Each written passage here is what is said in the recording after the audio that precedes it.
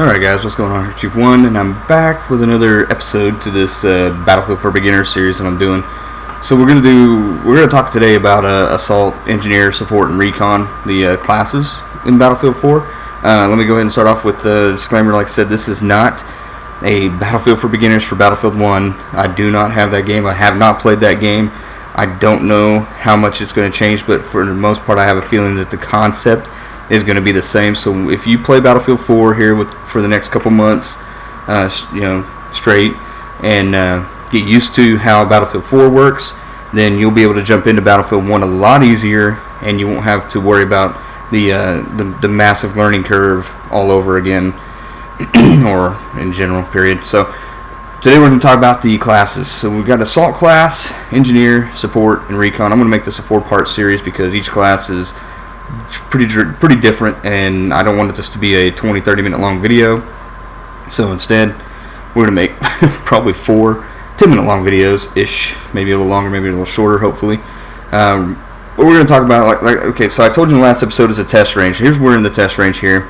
We're going to start with the Assault class. So with the Assault class, what we're going to do is we're going to hit the X button. I'm going to show you what's going on. So the thing about the Assault class, and each class in general, honestly, they all have their own specific primary weapon. In the Assault class's case, they have assault rifles. So if you were to click on here, you're going to see the assault rifles. You have everything from the AEK all the way down to the A94. Once you unlock them all, there's a few guns that I only have a couple guns that I don't have unlocked in this game yet. But regardless, the assault rifles are specific to the assault class. Engineer is a little different. Engineer, you get the ACE-21. Well, ACE-21. I'm talking about PDWs. Okay, those are the guns that are specific to the Engineer class. Support class has the LMGs.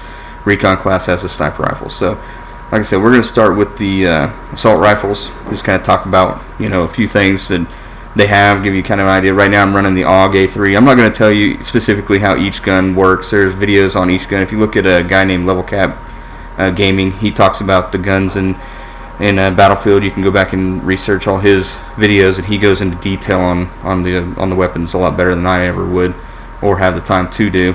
So we're just going to talk about the assault rifles because the carbines, DMRs, and shotguns, you can get those on any class.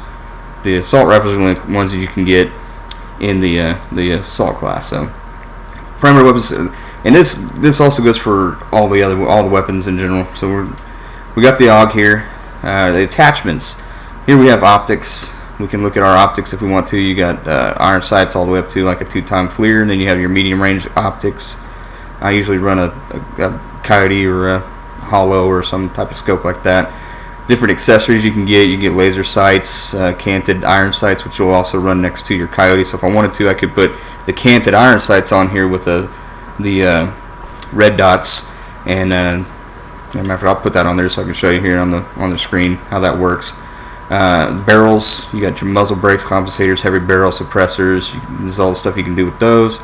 And then your grips or your underbarrel attachments. Here we have bipods and your basic grips, and each one has their own little character. If you look over here on the right hand side, like the hip fire goes up with the ergo grip, or the accuracy goes up with the stubby grip, the folding grip. I go up with vertical grip and get the hip fire up better. I don't usually hip fire all that much, so I usually go with something that's going to give me better stability and accuracy.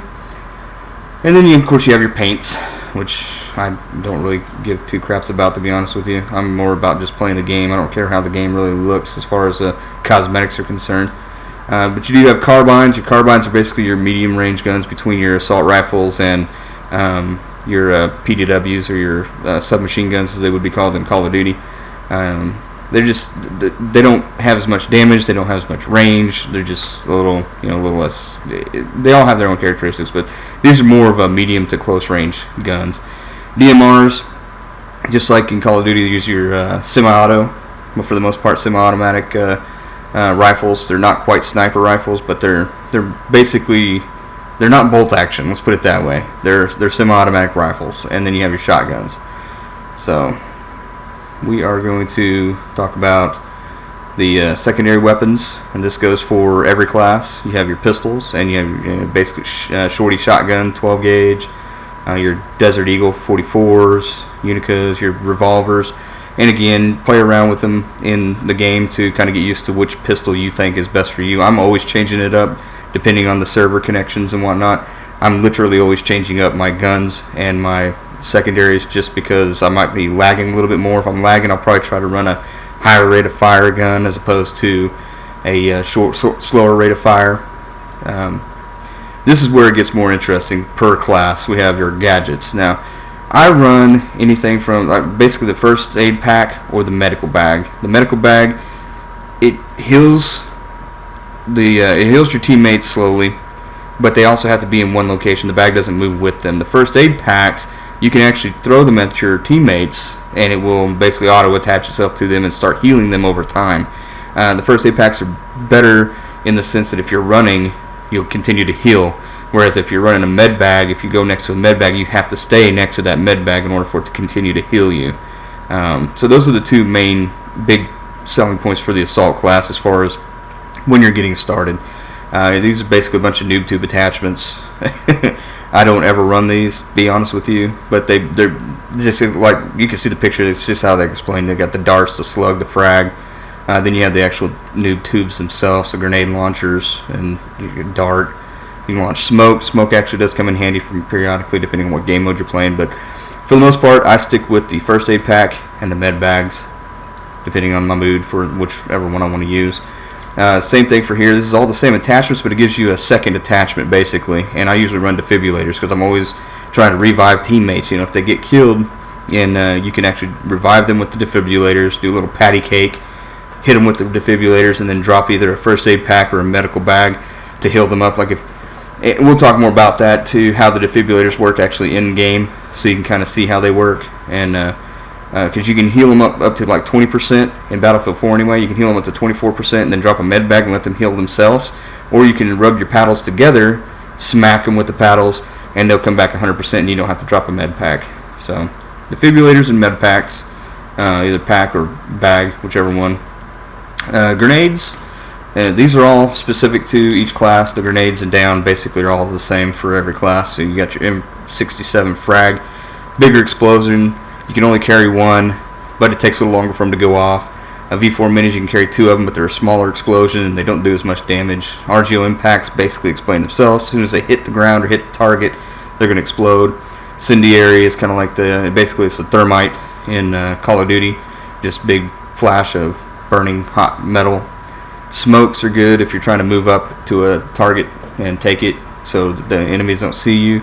Flashbangs are self-explanatory. Hand flares are kind of the same thing if you're in a dark area to kind of light it up. Most people don't run it.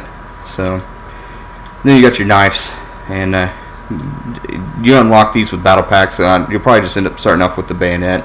I wouldn't worry about these too much. Field upgrades, these are specific to each class.